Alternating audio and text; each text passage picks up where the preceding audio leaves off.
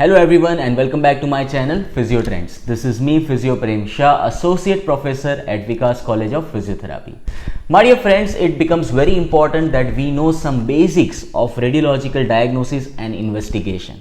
Maybe it is any medical field, any healthcare professional, but we must know some basics about it, and that is the reason that I am coming up with this video to teach you all about the basics of MRI. And in this video, I am going to talk about what is MRI, when to take MRI, why we should take MRI, and what are different types of MRI. So let's start with what is MRI. Now we all know that MRI is magnetic resonance imaging. We all know that it is using heavy magnets to create 3D or 2D images of anatomical parts of the body. And not only this, but we can take these parts in different slides, and so that we can have a clear vision of tissues, bones, or any structure in the body. So now the question comes that when we are taking MRI for the patient.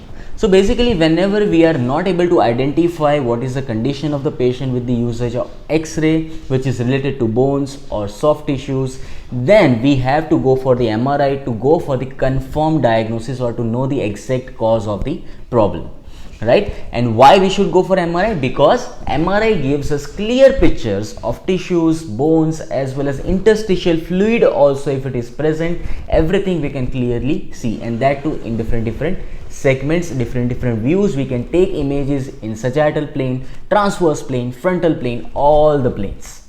And the next and most important thing, what are the different types of scanning or images that we see, that we observe in MRI? Now normally, my dear friends, when we are looking at the MRI scan, we just feel that it's simply some design. But yes, there is a very easy way to identify these designs and as well as understand this MRI scan. You just need to know that which one is T1 weighted, which one is T2 weighted, and which one is STIR images.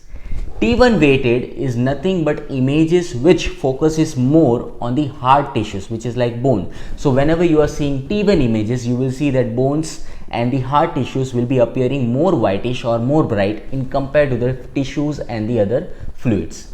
When it comes to T2 weighted, you will see T2 weighted images that in that all the fluid, interstitial parts, as well as soft tissues will appear more brightish in compared to bones. And STIR technique uses an alternative MRI sequence that suppresses signals from fat and the additive effects of T1 and T2 mechanism on tissue brightening.